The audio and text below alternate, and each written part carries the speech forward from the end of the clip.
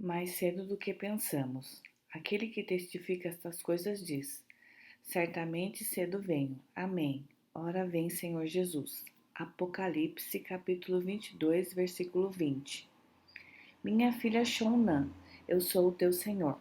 Era a voz familiar do meu mestre a falar tão compassiva e seguramente no meu quarto, durante as horas de vigília do dia 24 de fevereiro.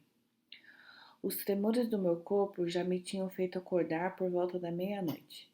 Desta vez olhei para o relógio para ver quanto tempo os tremores durariam. Depois de aproximadamente 20 minutos, os gemidos que vinham do meu íntimo começaram. Eu continuei a tremer, e o calor da unção do Senhor fazia-me suar. Foi depois desse tempo de preparação que ouvi o Senhor a falar comigo. Eu estava a acostumar-me à sua presença. A maior parte do tempo eu tinha um enorme prazer nas suas visitas. Desta vez, a imagem da sua presença foi muito nítida. A sua figura estava banhada numa brancura suave, cálida e pristina.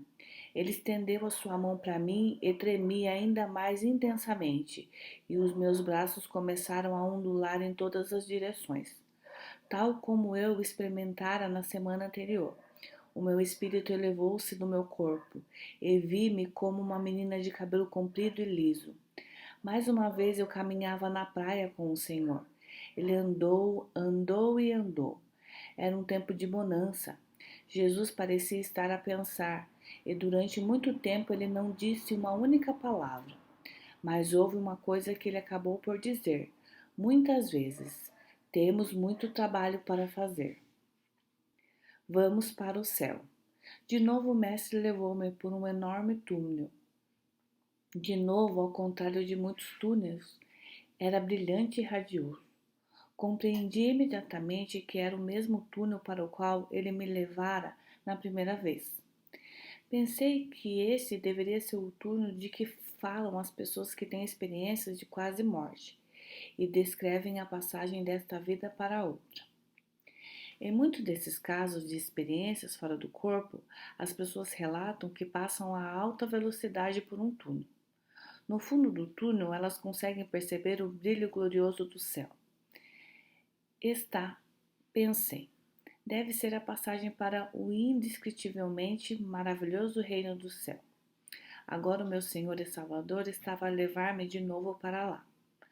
Andamos de novo pelo límpido rio e depois voltamos à praia. Jesus disse então: Vamos para o céu.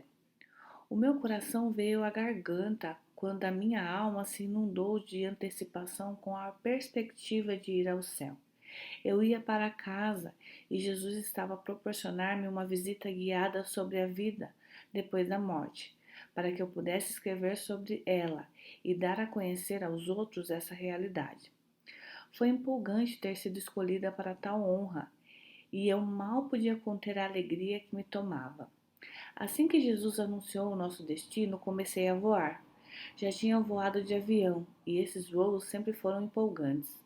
Mas desta vez o meu corpo voava como se eu fosse um pássaro. Lembro-me da passagem em Isaías: Os que esperam no Senhor renovarão as suas forças. Eles subirão como águias, correrão e não se cansarão, andarão e não se cansarão. Isaías capítulo 40, versículo 31. Sempre interpretei esse versículo de uma perspectiva espiritual, mas agora tornara-se uma vívida realidade. Eu estava a voar e a planar como uma águia e não tinha medo, porque sabia que Jesus estava comigo.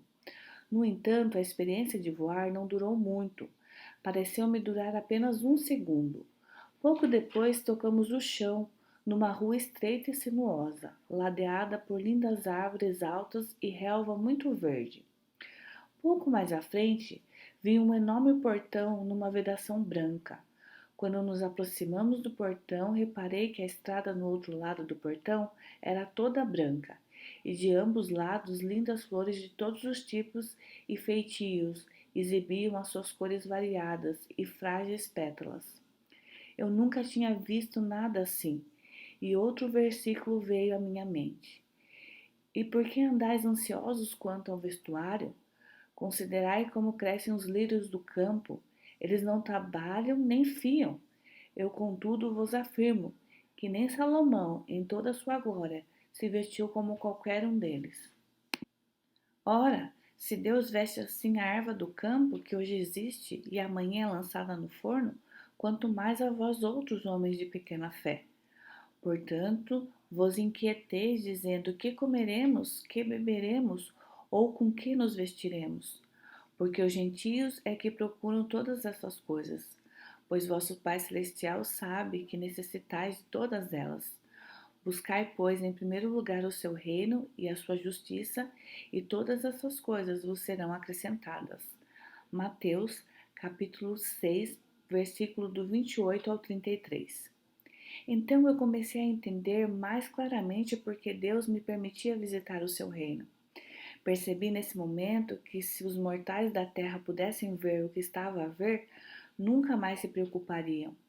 Eu sabia que tinha que contar as minhas experiências a toda a gente, para que também eles nunca mais tivessem que se preocupar. Deus realmente cuida de todos os aspectos da nossa vida e Ele está a cumprir os seus propósitos. O seu amor pelos seus filhos é inabalável. A sua palavra é verdadeira. Agora o desejo ardente do meu coração é ajudar as pessoas a entenderem, verem e crerem na verdade. As minhas experiências ensinaram-me todas as coisas contribuem juntamente para o bem daqueles que amam a Deus, daqueles que são chamados por seu decreto. Romanos capítulo 8, versículo 28. O céu é melhor. A panóplia de flores era mais espetacular do que em qualquer jardim que eu jamais tinha visto. Dei por mim a pensar, estou feliz por saber que há flores no céu.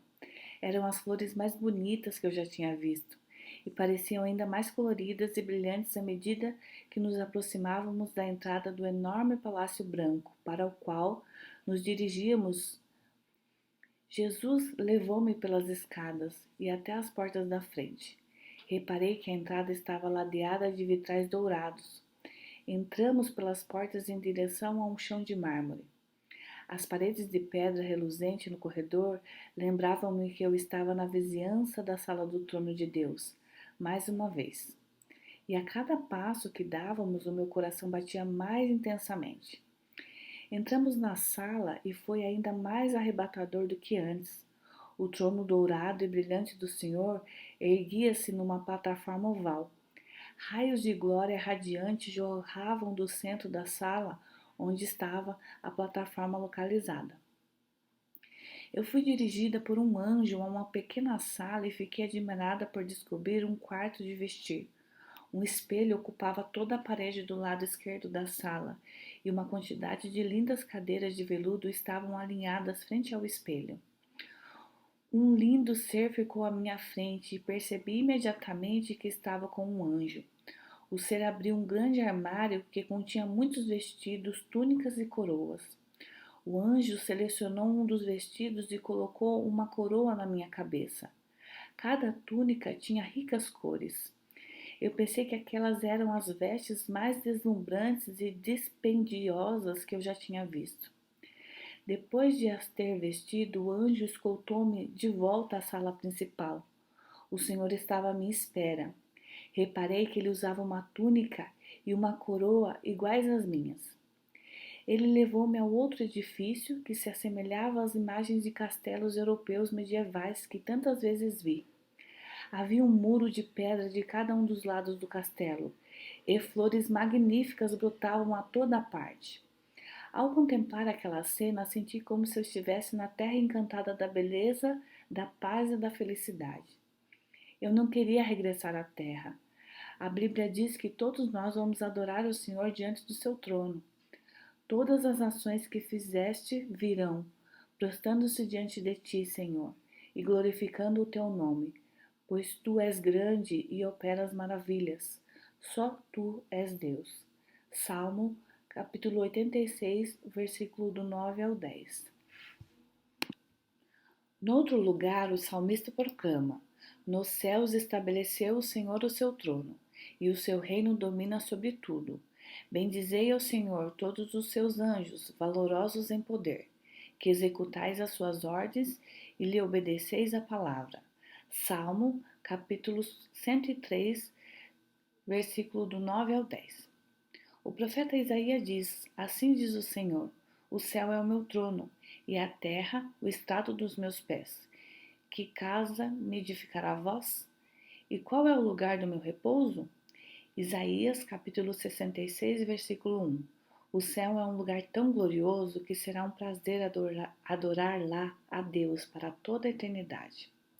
Certa vez ouvi um cântico sobre o céu que proclamava: O céu é melhor que isto, louvado seja Deus, que gozo e alegria. Caminhar pelas ruas de ouro puro, entrarei numa terra onde não vou envelhecer. Autor desconhecido. Agora conheço a veracidade desse cântico. O céu é muito melhor do que esta terra. Na verdade, não há comparação entre eles. Entramos no castelo e reparei imediatamente na riqueza do carpete que adornava o chão. A mobília elegante foi escolhida para condizer com a cor e o estilo do carpete. As paredes eram brilhantes, de fato, eram tão brilhantes que quase me cegavam. No fim do corredor, reparei numa porta deslizante. Interrogava-me sobre o que iríamos encontrar do outro lado. O lago especial. Descobri que a porta deslizante de vidro não nos levava a outra divisão. Ao invés, era uma entrada para o jardim do castelo. No centro desse lugar glorioso havia um lago. Todo aquele pátio estava rodeado por um muro de pedra. Flores de todos os tipos formavam um mar de beleza para onde quer que eu olhasse. Reparei que várias árvores de fruto cresciam junto ao muro de pedra.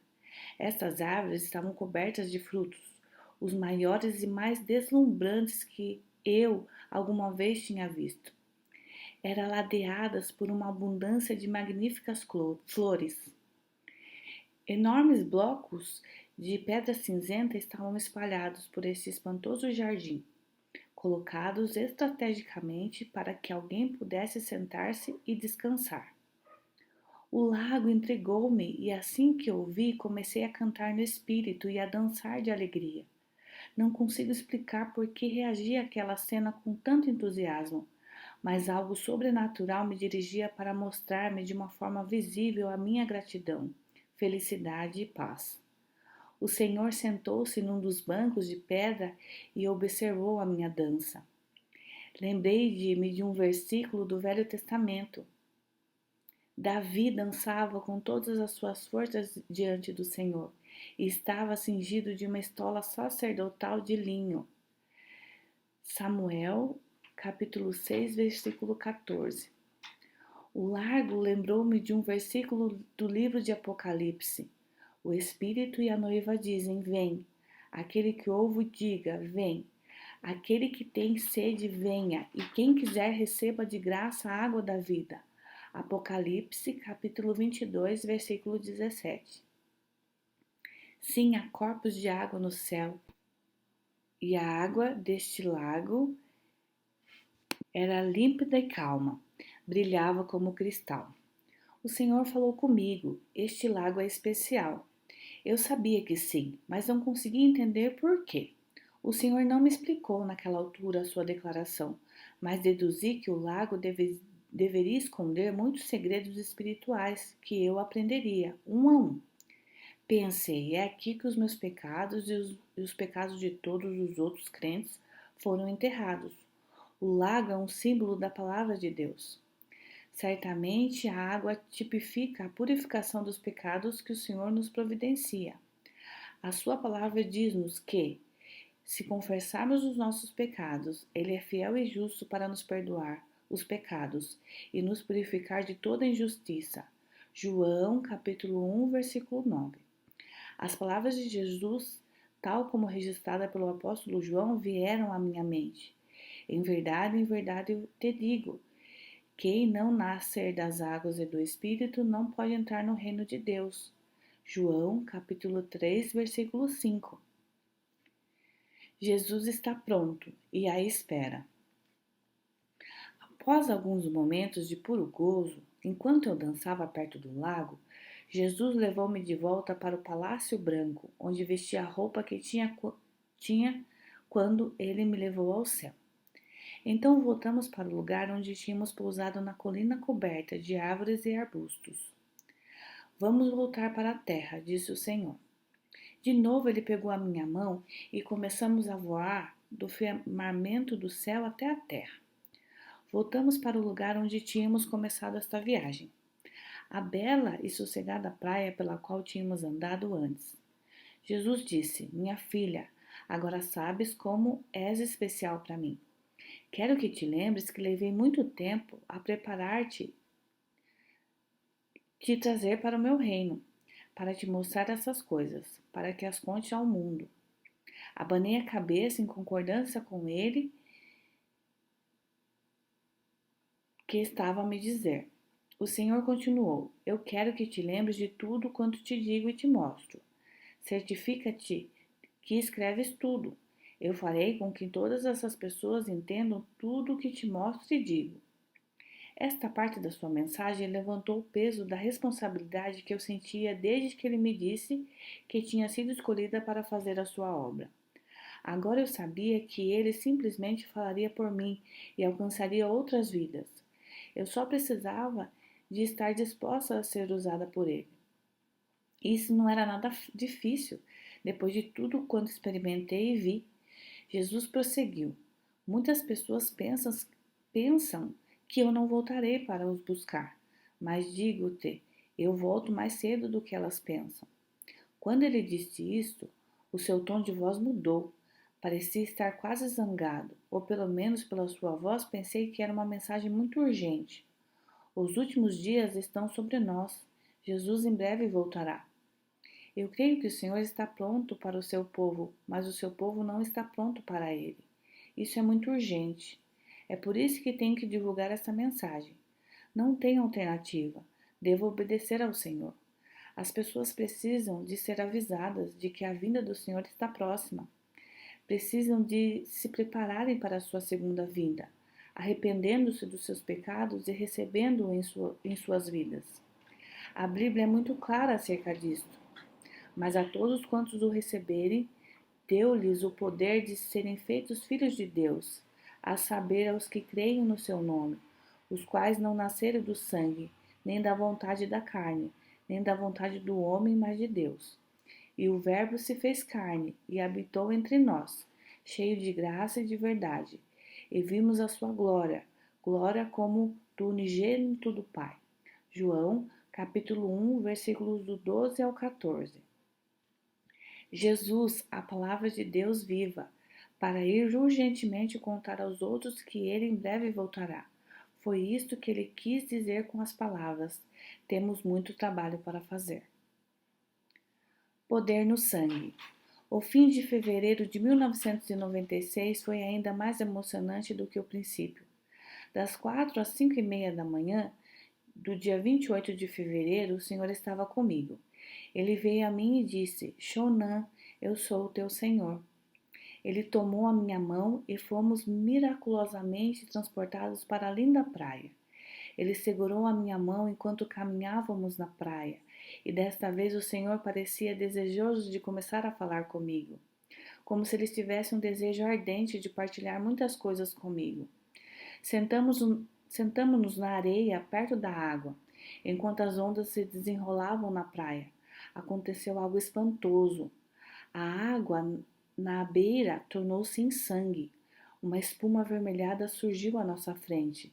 Era como se o sangue estivesse sujo, e eu perguntei: por que é que o sangue está sujo? É meu sangue, Shonan, disse ele. Lavou todos os pecados dos meus filhos. Comecei a chorar quando ouvi esta frase. Ele tinha derramado o seu sangue por mim, para me limpar de todos os meus pecados. Aquele que não conheceu o pecado tornou-se pecado por mim, para que eu fosse revestida da justiça de Deus. O sangue do perfeito Cordeiro de Deus purificou-me e libertou-me. É o seu sangue que me capacita a derrotar o inimigo na minha vida. As lágrimas que chorei vieram de um reservatório profundo na minha alma, à medida que eu reconhecia com gratidão tudo quanto Jesus tinha feito por mim. Não chores, minha filha, disse ele. Tomou a minha mão e mais uma vez começamos a voar. Ao subir com o Senhor, eu sabia que Ele ia revelar-me mais verdades. Eu estava cheia de expectativa. Vamos para o céu, declarou.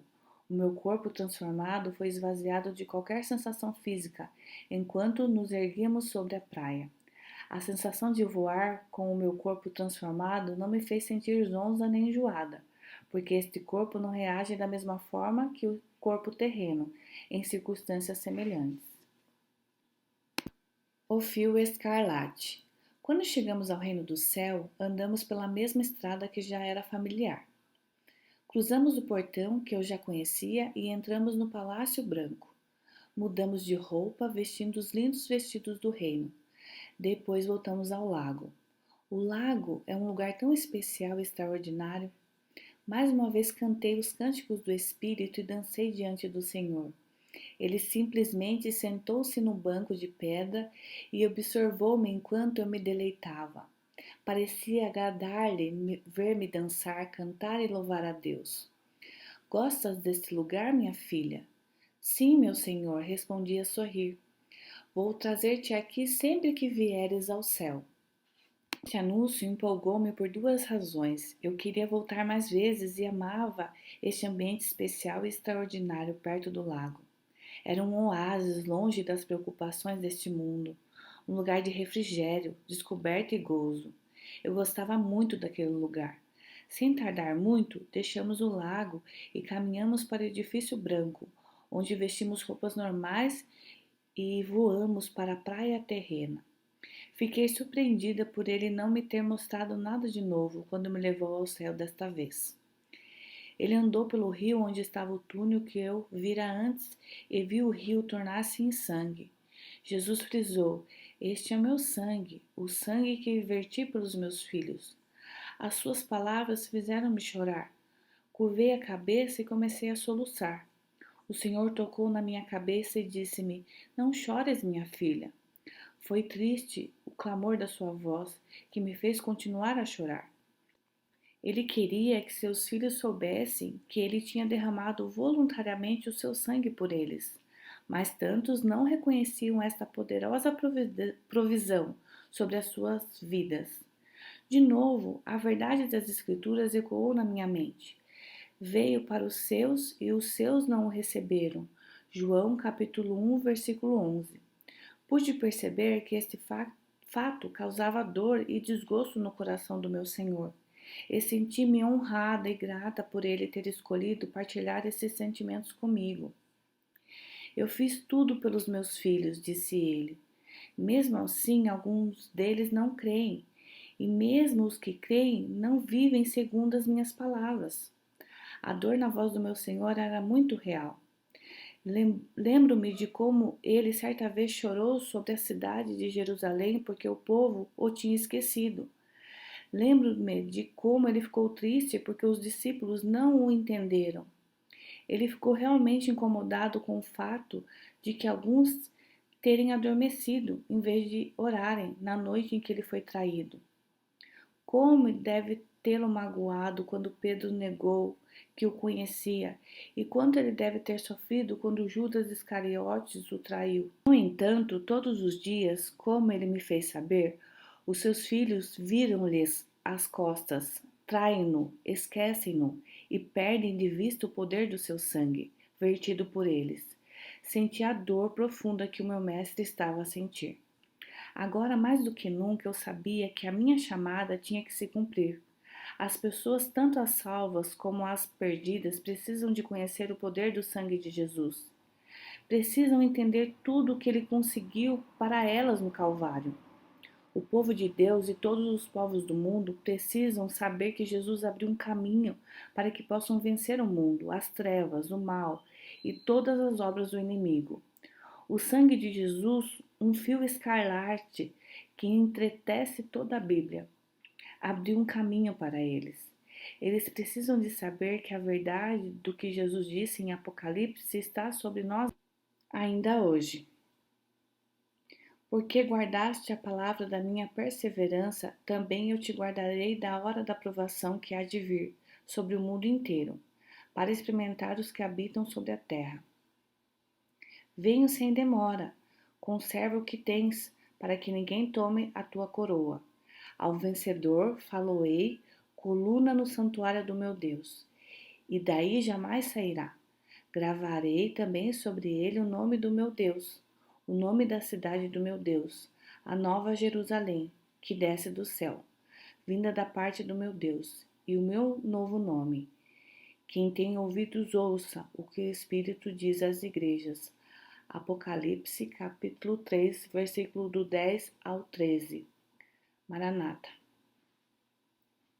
O meu reino está pronto. Por causa da esperança que vos está preservada nos céus, da qual antes ouvistes pela palavra da verdade do Evangelho. Colossenses, capítulo 1, versículo 5. Os únicos que aqui podem vir são aqueles cujos corações são puros como água. Assegurou-me Jesus depois de termos chegado ao céu na madrugada do dia 29 de fevereiro. Minha filha, Shonan, a obra para a qual te chamei é muito importante para mim e precisa de ser completada em breve. Fiquei na sua gloriosa presença cheia de admiração. Ele tinha chegado ao meu quarto às 4h15. Fomos para o túnel que eu já tinha visto antes. Desta vez era ainda mais brilhante e resplandecente, e as paredes tinham reflexos de variadíssimas cores. Era como uma mina que contivesse diamantes, esmeraldas, safiras e rubis. Era de cortar a respiração. A paragem seguinte foi a praia, onde reparei que a água estava de novo avermelhada, suja. A areia onde as ondas batiam estava suja e avermelhada também. É o meu sangue, disse-me de novo o Senhor. O mestre é um professor muito paciente.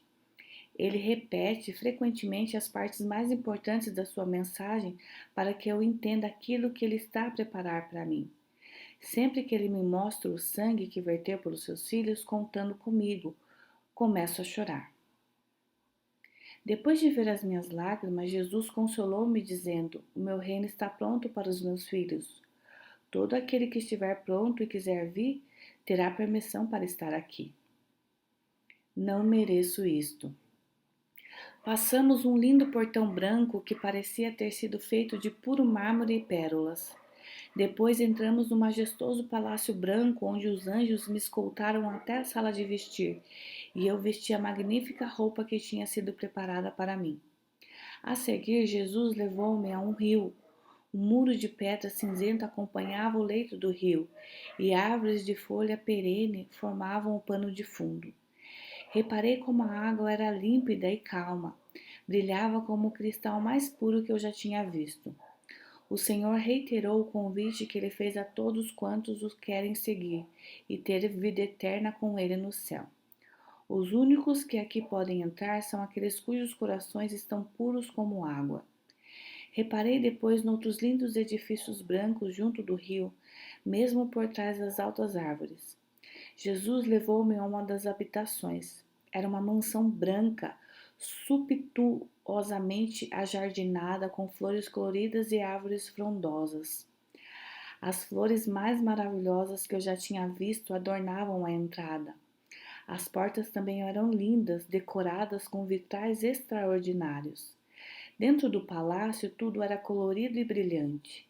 A grande sala estava repleta de pessoas que vestiam lindos vestidos, e cada pessoa usava uma coroa adornada de joias de todas as variedades. Senti-me como a Cinderela no baile. Havia muitos homens naquela sala, mas poucas mulheres. O Senhor não explicou quem eram essas pessoas ou por que ali estavam, mas disse-me: será como eles. Respondi com lágrima a essas palavras proféticas. Sempre que o Senhor me dava novas informações, eu chorava, porque me sentia tão humilde diante da sua bondade e da sua graça.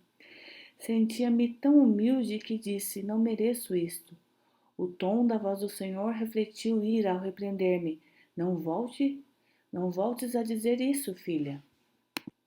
A fonte da felicidade.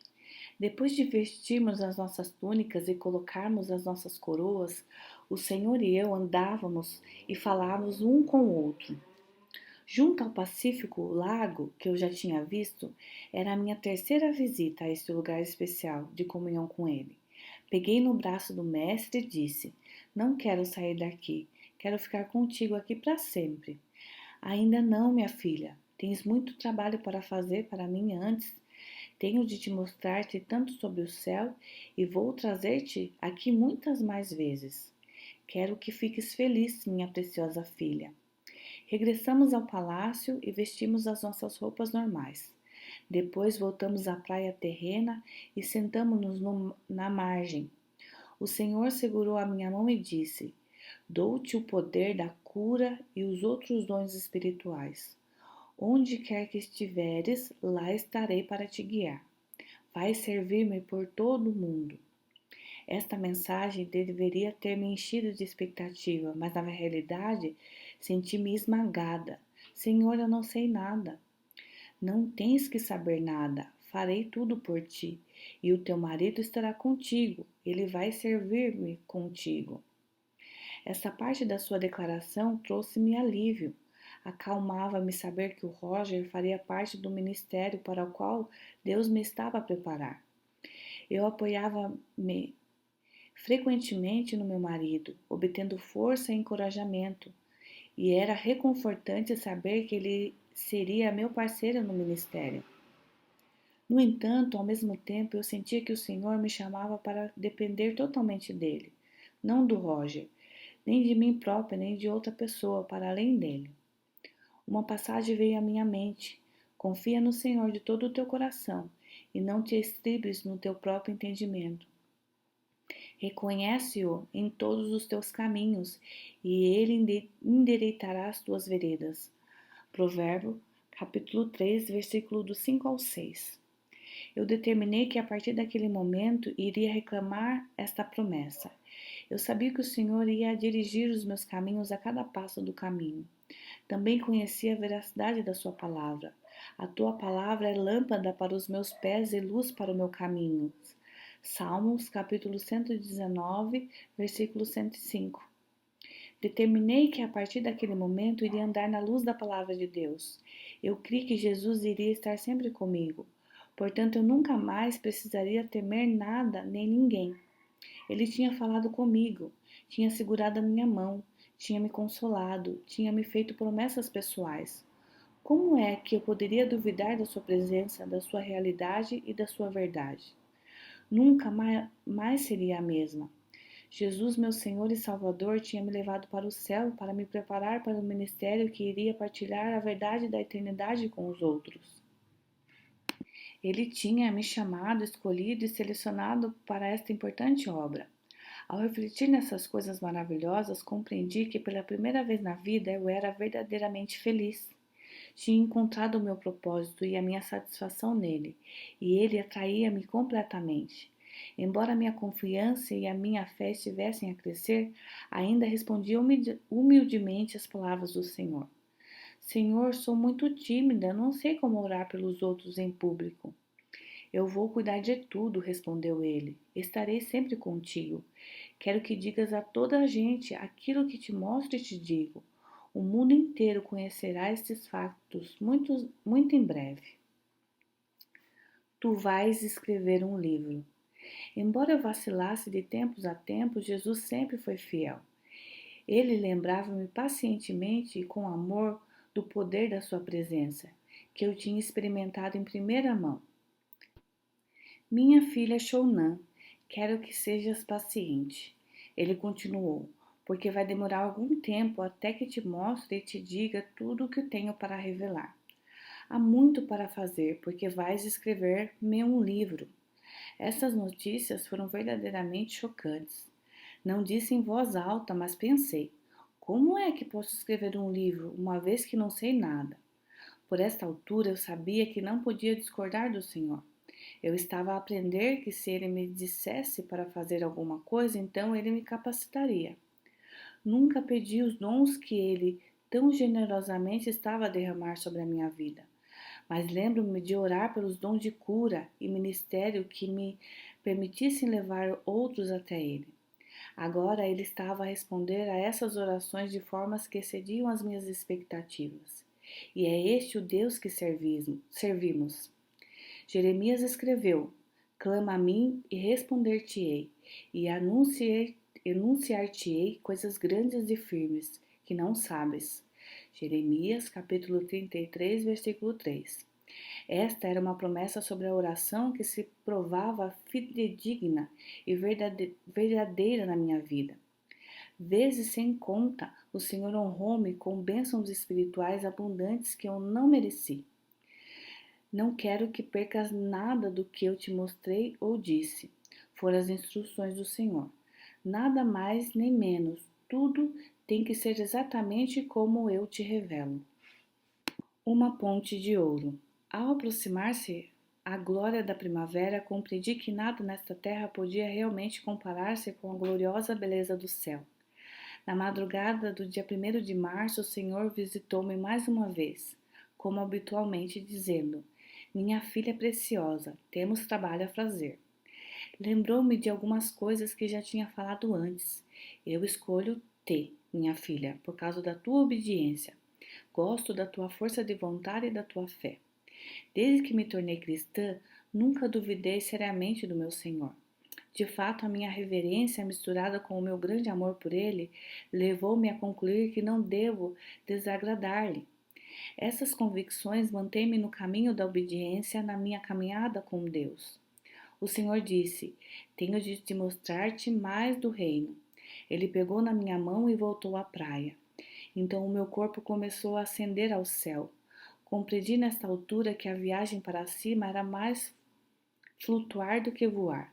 Eu estava a ser suavemente erguida da terra.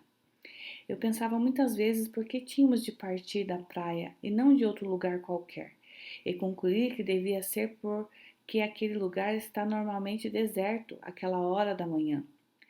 Tremi quando pensei no que poderia acontecer se alguém nos visse ascender ao céu. Muito provavelmente pensariam que estavam a ver um rápido por essas terrestres ou a ter uma alucinação. Provavelmente nem diriam nada a ninguém, com medo de serem considerados malucos. Depois ocorreu-me que algumas pessoas poderiam pensar o mesmo acerca de mim quando eu começasse a contar a minha história. O pensamento foi extinguido por um maravilhoso sentido de paz que me percorreu quando compreendi que tais preocupações não eram importantes, porque eu já sabia que Jesus me tinha aceite incondicionalmente. Portanto, por que não me devo sequer preocupar com o que os outros pensam? Um trono de ouro. Jesus segurou na minha mão enquanto éramos erguidos desse planeta. Pousamos no sítio habitual e ele levou-me para um pomar. Era enorme e cada fila de árvores de fruto estava perfeitamente alinhada. Cada árvore estava carregada de frutos maduros e vistosos. Todas elas produziam frutos diferentes. O pomar era tão vasto que parecia não ter fim. O Senhor apanhou um fruto oval e púrpura e deu-me. Depois fez o mesmo com um fruto redondo e vermelho. Comi, mas não consegui saboreá-los bem. Eu fiz o mesmo, colhendo um fruto pequeno, redondo e cor-de-rosa para o Senhor comer. Embora eu não pudesse ver o seu rosto distintamente, eu sentia que ele estava a sorrir e sabia que ele estava satisfeito com o que eu tinha feito. A seguir fomos para o já tão familiar Palácio Branco, onde mudamos para os nossos atávios celestiais. O Senhor sentou-se no seu trono de ouro. Mais uma vez a sala estava cheia de pessoas que usavam lindas túnicas e coroas como as minhas. A atmosfera na sala era de paz e adoração. As pessoas humilhavam-se diante do Senhor. Tentei juntar-me a elas, mas o meu espanto e admiração foram tais que não me permitiam focar na adoração tão depressa como eu gostaria. Quando dei por isso, já tinha passado o tempo e o Senhor já tinha de novo as vestes normais. Ele tomou-me minha mão e levou-me para dentro. As experiências que eu tive no reino de Deus foram tão rápidas que por vezes parecia que as estavam a rebobinar num leitor de vídeo. O Senhor levou-me por uma ponte de ouro que atravessava um rio de águas velozes. As margens do rio eram muito férteis e árvores magníficas e flores cresciam de ambos os lados. As árvores e as flores do céu são muito diferentes daquelas que conhecemos na terra. Há muitas variedades e são maiores, mais saudáveis, mais coloridas e mais belas do que qualquer outras que eu já vi. Senti-me como se estivesse numa terra de conto de fadas, como aquelas dos livros de histórias que eu lia aos meus filhos, só que agora não era fantasia. Eu vou ficar com os bebês. Depois de caminhar sobre a linda ponte dourada, o Senhor levou-me a um lugar onde estavam bebês e crianças de colo, muitos deles recém-nascidos. Era uma sala enorme, como um armazém, e não era bonita, nem arranjada. Estava cheia de bebês nus e deitados todos juntos. Por que é que aqui há muitos bebês? Perguntei.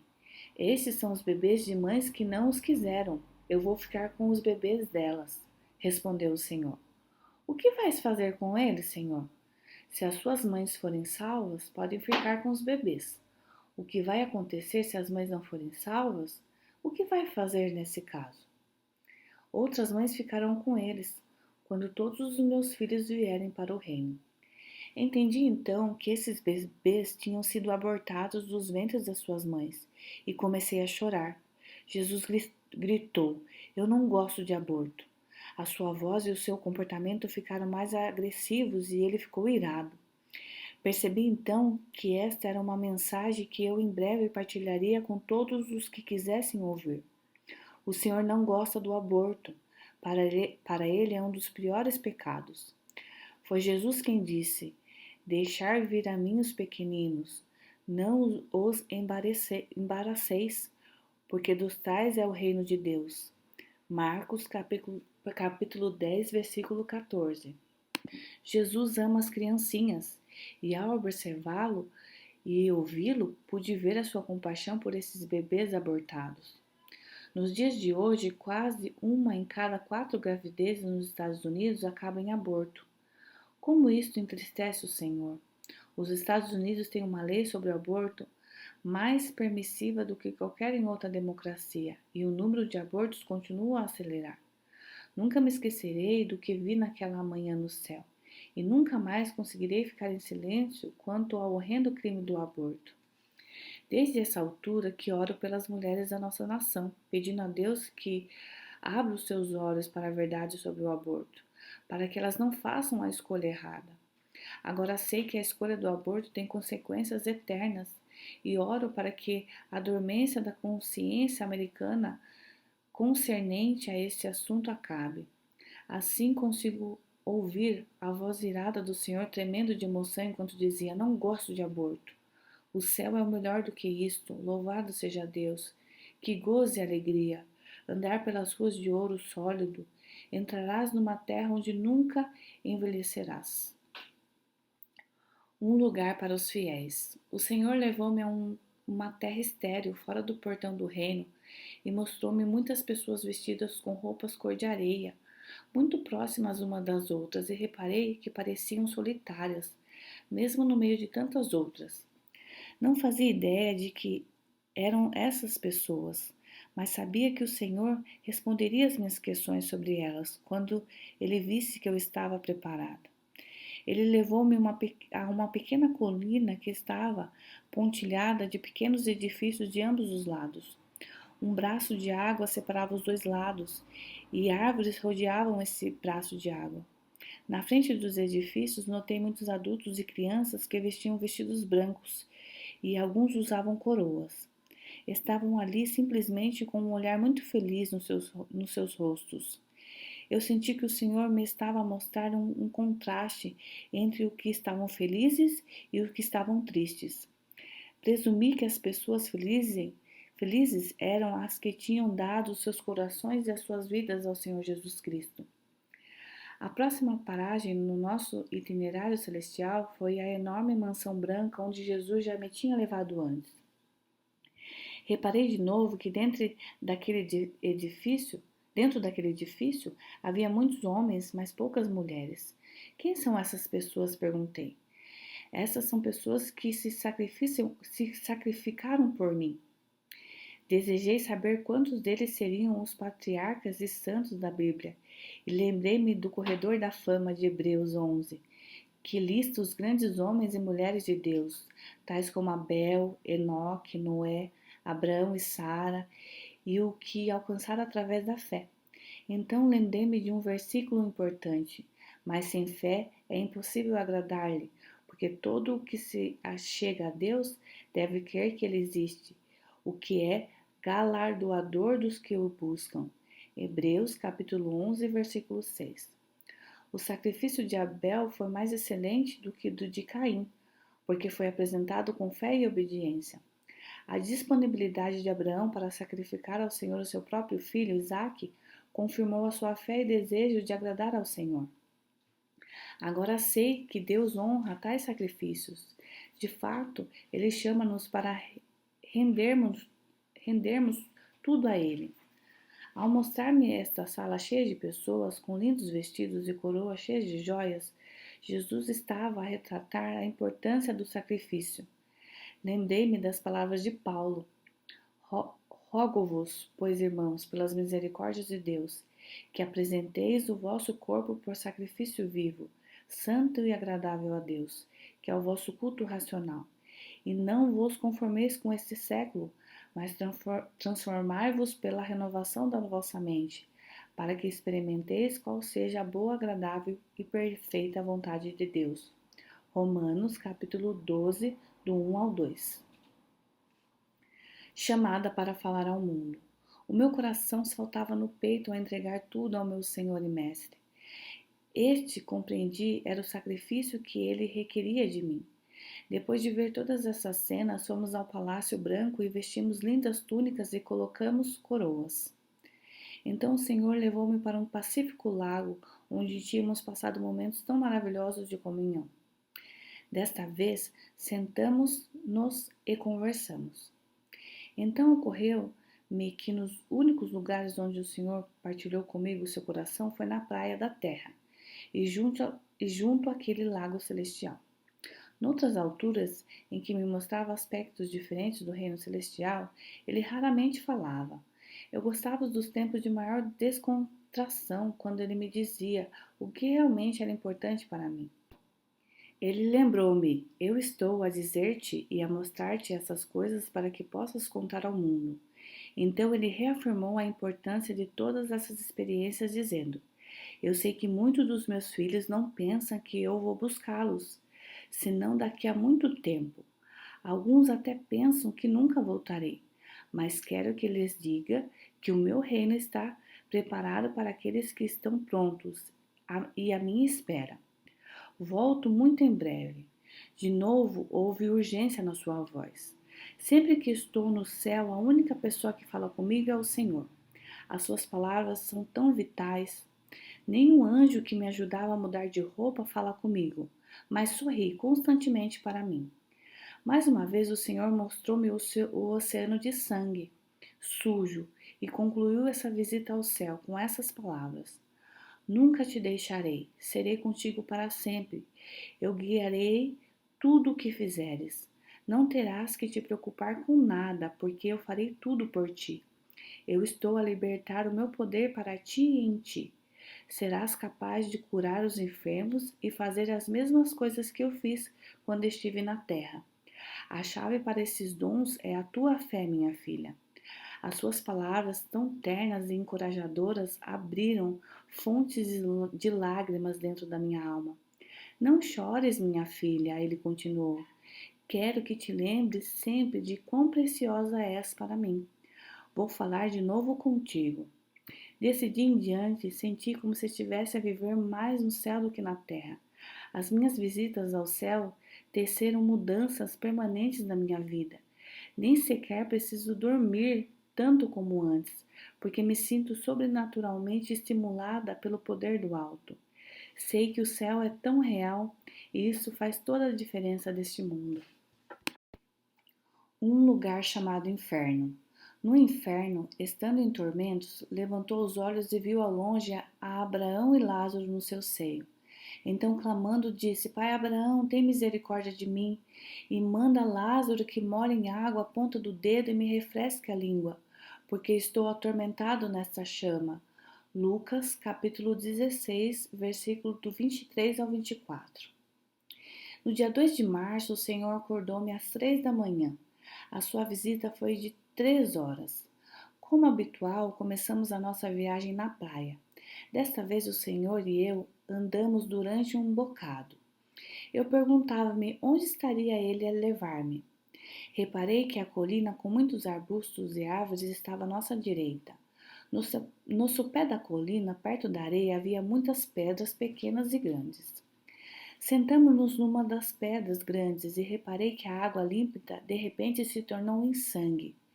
Sempre me perturbava ver esta recordação do sacrifício de Jesus, por isso comecei a olhar para cima, virando as costas ao mar. Foi então que reparei que as montanhas próximas estavam ao rubro com chamas de um vermelho vivo.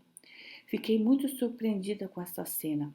A claridade das chamas foi substituída por uma neblina escura que cobria toda a cena. As pessoas fugiam de um lugar desconhecido e dirigiam-se à praia. Reparei que algumas estavam nuas, como se tivessem deixado suas camas tão apressadamente que não tiveram tempo para se vestirem. O pânico estava estampado nos seus rostos e corriam mais depressa que podiam. Algumas tropeçavam e a multidão passava mesmo por cima delas. Pareciam estar a fugir de um monstro horrível. Em pouco tempo, a praia à nossa volta ficou cheia dessas pessoas assustadas. O fogo de que fugiam enchiam a área circundante. O mais surpreendente foi que começaram a surgir chamas do oceano ensanguentado. Foi como se o mundo estivesse a acabar mesmo à minha frente. Chamas saíam do oceano como de vulcões em miniatura e começavam a avançar em direção à margem. Era cada vez mais assustador e comecei a soluçar quando ouvi os gritos da multidão à minha volta. Antes sentávamos-nos calmamente na areia desta praia. A cena que se desenrolava diante dos meus olhos era horrível e monstruosa. Eu sabia que o Senhor tinha um propósito a me mostrar-me essas coisas. De repente a cena voltou ao normal. Por que me estás a mostrar essas coisas, Senhor? Perguntei. Todas as coisas que vês vão acontecer muito em breve. Muitas pessoas não acreditam na minha palavra. Por isso escolhi-te para ajudar-lhe a ver a verdade. Aquilo que te mostro, quero que contes ao mundo. Havia ira na voz do Senhor. Levantamo-nos da pedra onde estivemos sentados e andamo-nos pela areia. Jesus falou de novo. Tenho de mostrar-te mais do reino, disse ele. Passamos pelos processos habituais para chegar lá. Tive mais uma vez o privilégio de ficar diante do trono do Senhor com tantos outros que se humilhavam na sua presença. Juntei-me ao louvor que todos experimentávamos. E foi um tempo maravilhoso de paz, adoração, gozo e bênção. As minhas visitas à sala do trono de Deus abriram-me os olhos à grande importância da adoração nas nossas vidas. Foi para isso que fomos criados, para adorar a Deus e estar sempre na sua presença. É assim que passamos toda a eternidade. A cena que desenrolava à minha frente era exatamente como descrita no livro de Apocalipse, no qual João disse: Imediatamente eu me chamei em espírito, e eis armado no céu um trono, e no trono alguém sentado. E esse que se acha sentado é semelhante no aspecto à pedra de jaspe e de sardônio, e ao redor do trono há um arco-íris semelhante no aspecto à esmeralda. Apocalipse capítulo 4, versículo 2 ao 3. Quão empolgante era para mim verificar que estava a passar pela mesma experiência que o apóstolo João registrou no último livro da Bíblia. O Senhor tinha falado com ele da mesma forma como me tinha convidado. Sobe para aqui e te mostrarei o que deve acontecer depois dessas coisas. Apocalipse capítulo 4, versículo 1.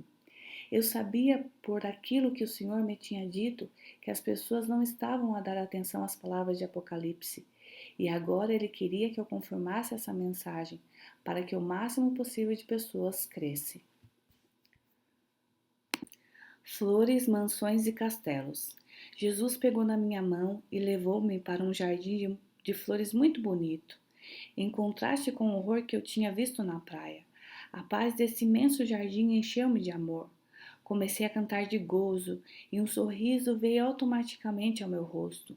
O Senhor colheu uma flor parecida com uma rosa e deu-me. Eu segurei durante toda aquela visita ao reino do céu. O jardim era tão vasto que eu não conseguia ver o fim. Era um verdadeiro paraíso de beleza, amor, gozo e paz.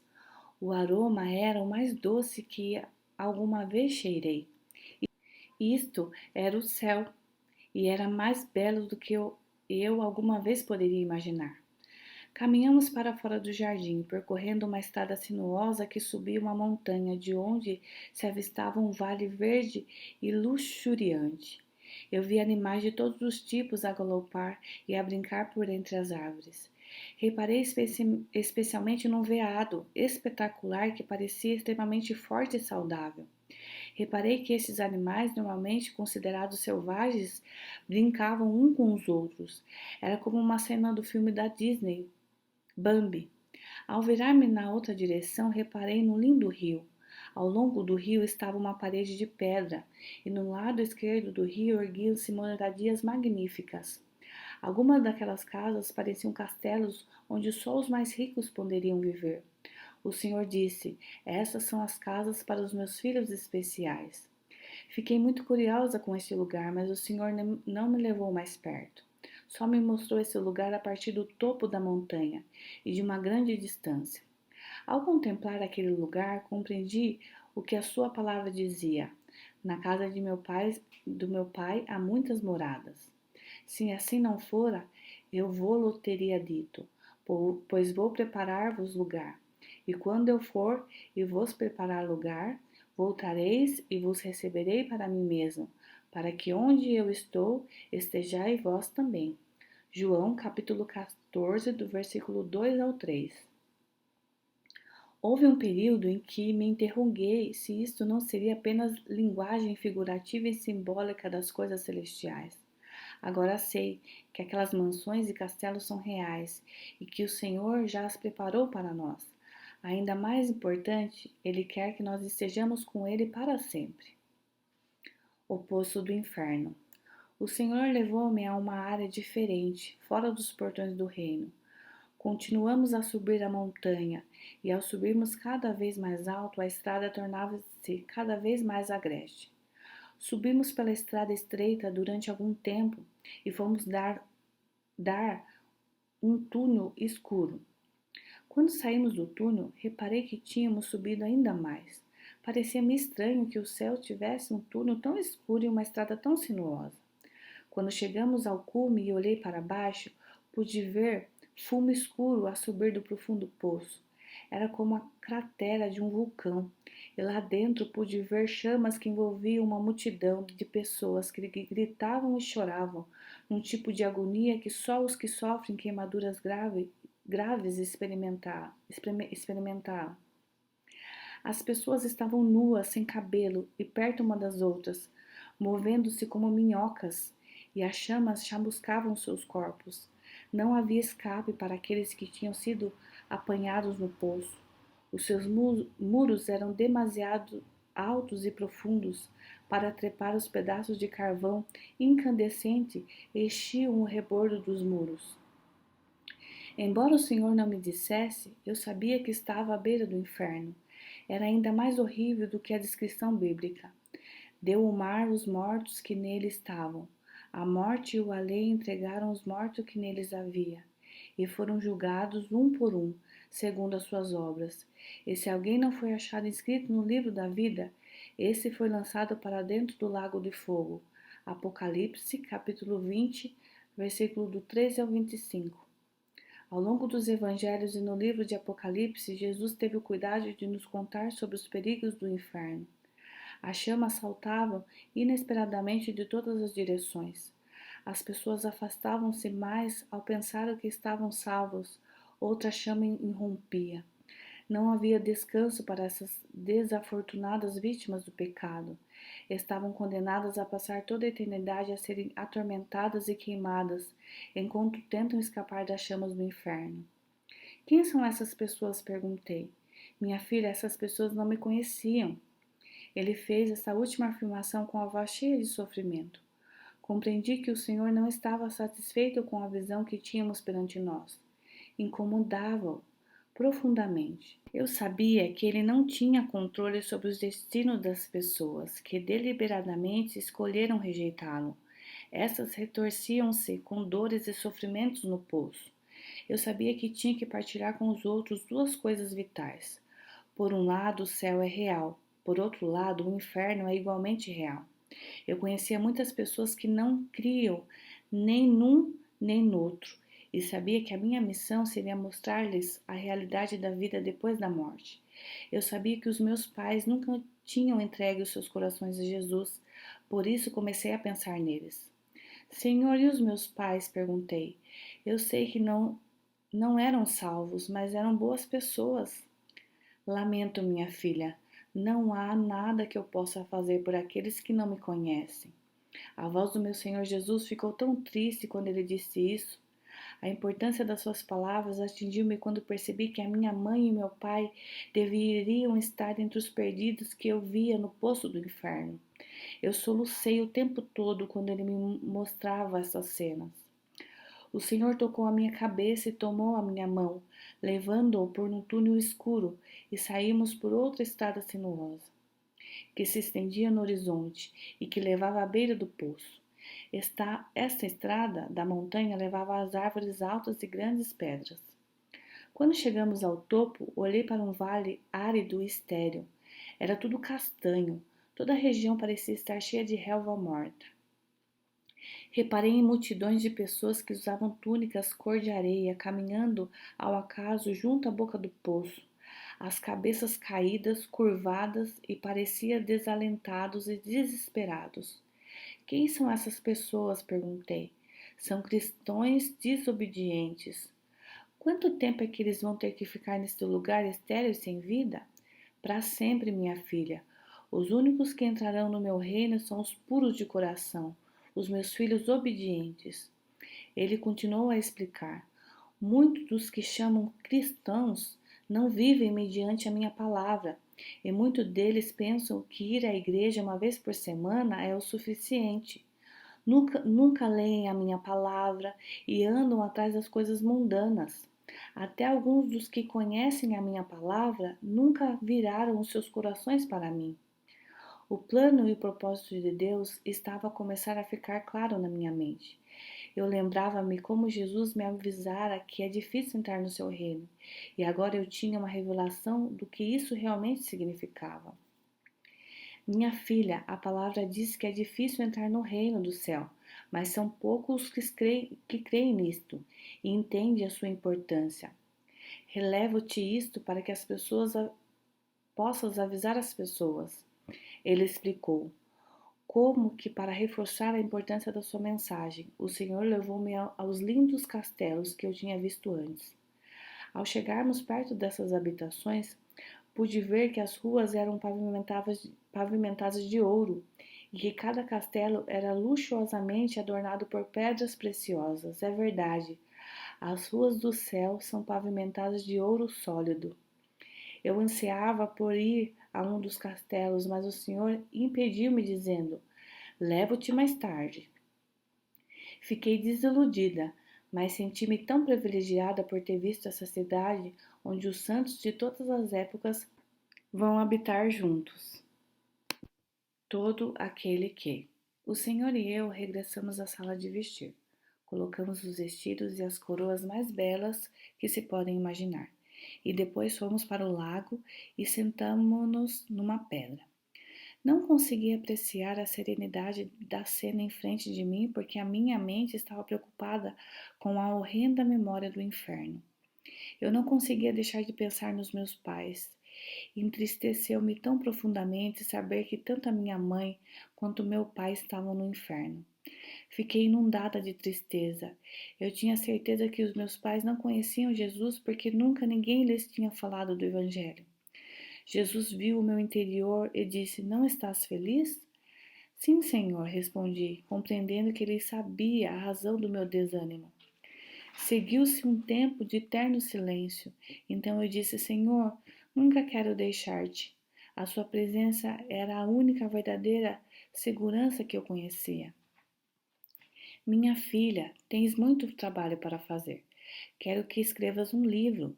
Este é um livro importante para os últimos dias e será traduzido em muitas línguas. Escolhi-te para esta obra mesmo antes de teres nascido, e é por isso que o meu Espírito Santo está sempre a sacudir o teu corpo, para derramar sobre ti o meu poder. Se não tivesses o poder do Espírito Santo, eu não poderia usar-te. Deves lembrar de que todo o meu poder começou a operar em ti quando me abriste o teu coração. Tu és a minha filha em que confio para fazer esta obra. Senhor, eu não sei nada.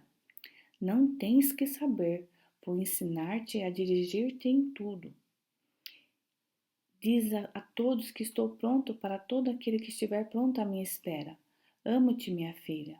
Comecei a chorar e o Senhor pegou a minha mão e disse: Vou levar-te de volta. Depois de mudarmos de roupa, voltamos à praia e sentamos-nos durante algum tempo. O Senhor falou comigo: Ainda tenho mais para te mostrar e quero que esperes por mim. Mas para a semana planearmos ir à casa da minha filha. Fique em casa, minha filha. Durante algum tempo não quero que viajes. O que estou a fazer contigo é tão importante para mim e para todos os meus filhos. Por isso quero que te concentres em tudo que te mostro. E te digo até que tudo esteja pronto. Sê paciente. Farei tudo o que o Senhor me disser, e respondi. Nada é mais importante para mim do que a tua obra. Obrigada, minha filha. Ainda tenho muito trabalho para fazeres. Sei que estás cansada, por isso descansa. Ele foi embora e o meu corpo parou de tremer.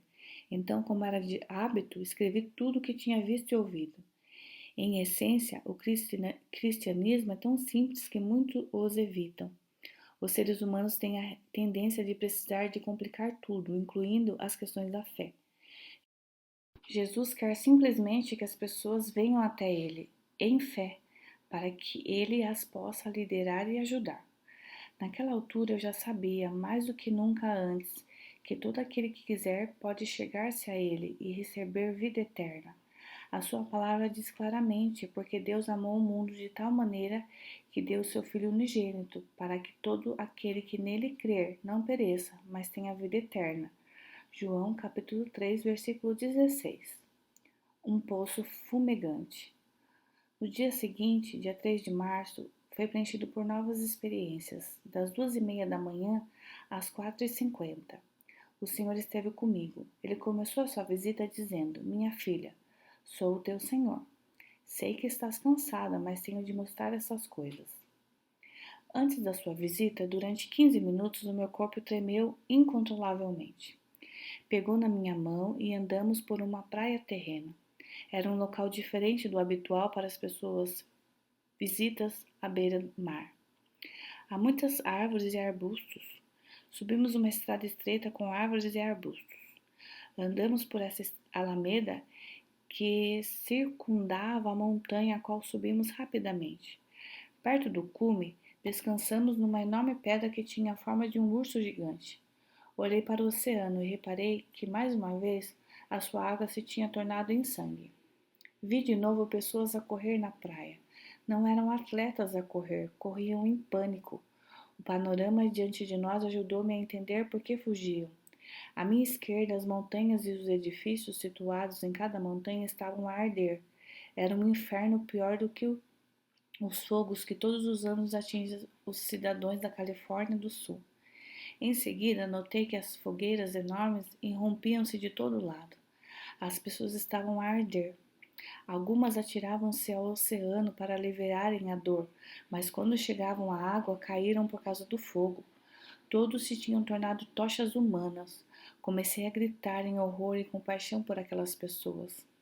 O oceano ensanguentado tinha se tornado um caldeirão de enxofre incandescente. A areia era uma cama de brasas ao rubro. As pessoas fugiam do fogo que as perseguia, rodeando-as e lambendo seus corpos. Algumas estavam nuas e não tinham qualquer proteção contra o fogo. Era inútil, pois não havia escape do escárnio do inimigo que ameaçava devorá-las. Não podiam fugir para as montanhas porque estavam envolvidas em chamas. Não havia um lugar seguro. Gritei durante todo o tempo e comecei a soluçar. Senhor, o que está a acontecer? Deves lembrar-te, minha filha, que estou a mostrar-te essas coisas para que possas contar a toda a gente o que vai acontecer em breve. Quando é que isso vai acontecer, Senhor? Depois de eu levar os meus filhos para casa, muitas pessoas não acreditam na minha palavra. É por isso que eu quero escrever um livro que descreva as suas experiências comigo. Quero que todo mundo veja este livro e quero que compreenda que eu estou pronto para eles. Eu amo todos os meus filhos, mas não posso levá-los para o meu reino se não estiverem prontos para mim. Não forçarei os meus filhos a fazer seja o que for se não tiverem um coração inclinado para mim. Há muito tempo que planeio que faças esse trabalho, porque o meu reino está agora completamente pronto. O Senhor teve que continuar a lembrar-me, a dar-me confiança acerca dos seus planos, porque eu ainda estava tão surpreendida por ter sido escolhida para uma tarefa assim, tão importante. Estava para além da minha capacidade de entender a grandeza de tudo isto. As palavras que o Senhor me disse eram imensuravelmente importantes. Uma parte de mim queria esquivar-se de uma obra tão absorvente, mas o meu compromisso para obedecer ao Senhor em todas as coisas manteve-me em ação. Eu sabia que Ele me estava a preparar para uma obra de proporções épicas e relacionada com os últimos dias. Estava entusiasmada, mas ao mesmo tempo sentia-me intimidada. Eu sabia que Ele ainda tinha muito o que fazer na minha vida. Eu vou levar-te de novo ao céu. Quando chegamos ao céu, não tiramos tempo para procedimentos habituais. O Senhor levou-me imediatamente para o poço onde tínhamos estado no dia anterior, fora dos portões do reino. Desta vez não mudamos de roupa. Para lá chegar, tínhamos de caminhar pela encosta de uma montanha, passando através de um túnel escuro e continuar até o cume da montanha. Quando chegamos ao topo, olhamos para baixo, para um poço, tão vasto e profundo que parecia não ter fim. Era uma cena assustadora e perturbadora. O Senhor disse: "Quero que veja isto de novo." Era tão difícil olhar para o poço do inferno, mas de repente a minha atenção foi desviada por uma figura que me dizia adeus. Através do fumo, pude ver que aquela pessoa era uma mulher. Então ouvi a sua voz. Ela falava comigo na minha língua natal, coreano, e começou a gritar: "Quente, quente." Eu conheci aquela voz. O fumo dissipou-se e olhei diretamente para os olhos da mulher atormentada. Reconheci imediatamente a minha mãe. Ela estendeu a sua mão direita e acenou, dizendo: "Tão quente, tão quente." Lembro-me perfeitamente de quando os nossos olhos se encontraram e a forma como os olhos dela me suplicaram por ajuda. A minha própria mãe estava a clamar por ajuda no poço flamejante do inferno. O meu coração parou. O meu coração foi apunhalado pela faca da incapacidade.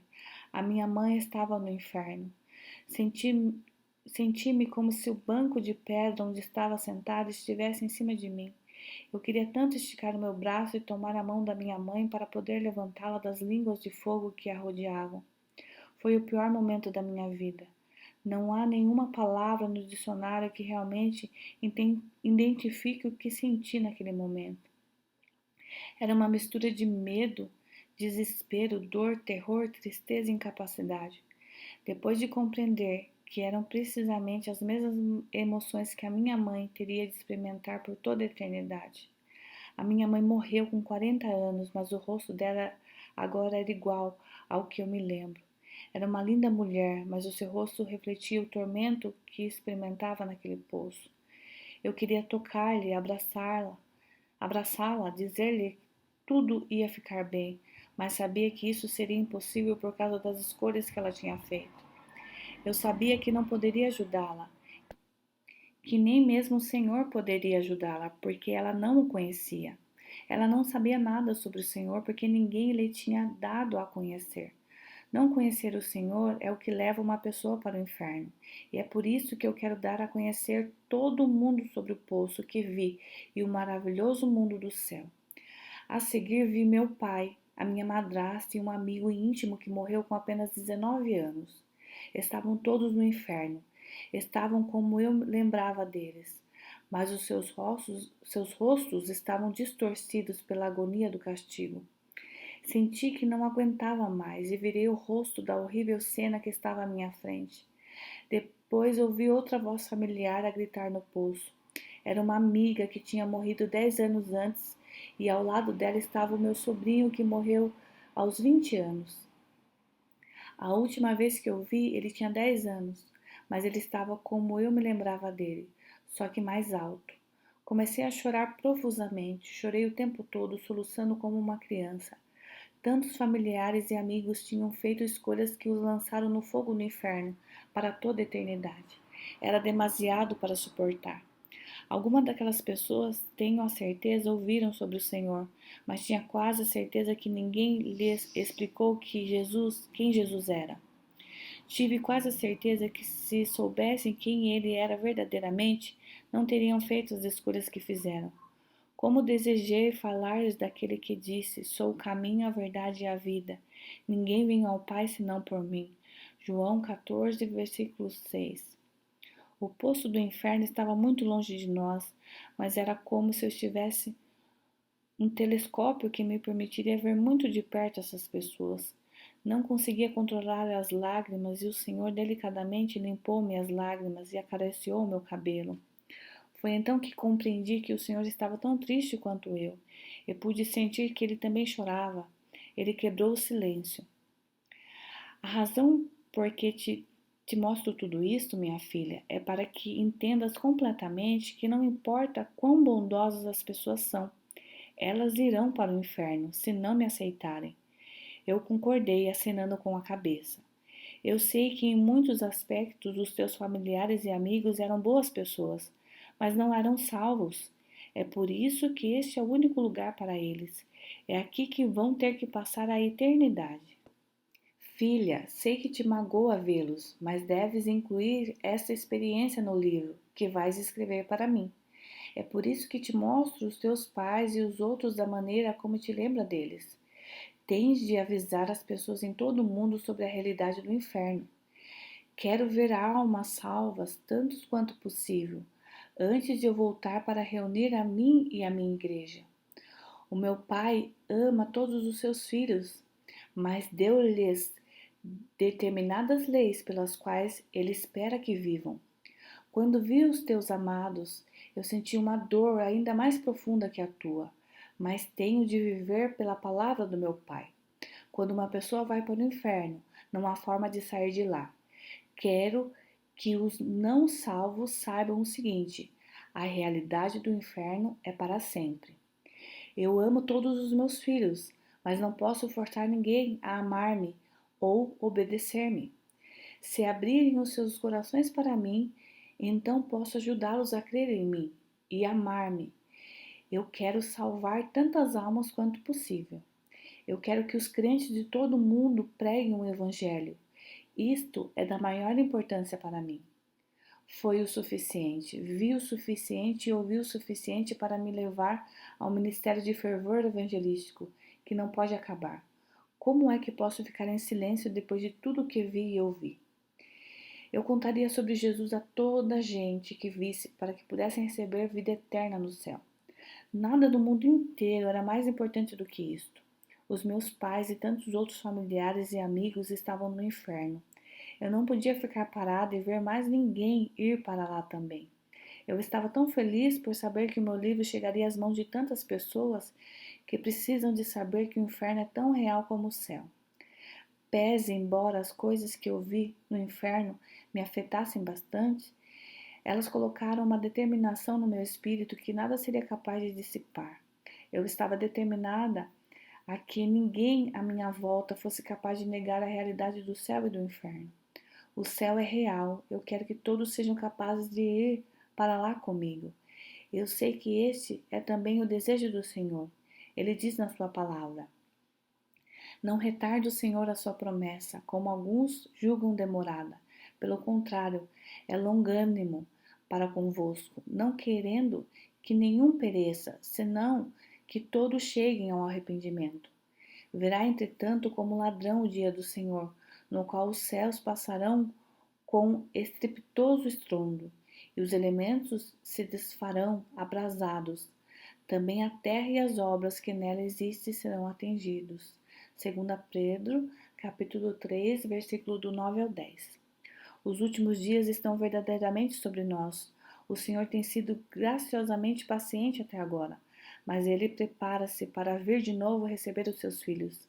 É nessa altura que as pessoas que ficam na terra experimentarão verdadeiramente o inferno na terra, antes de acabarem no temível inferno da destruição eterna. A minha tarefa é avisar todo mundo sobre esses eventos que estão mesmo ao virar da esquina.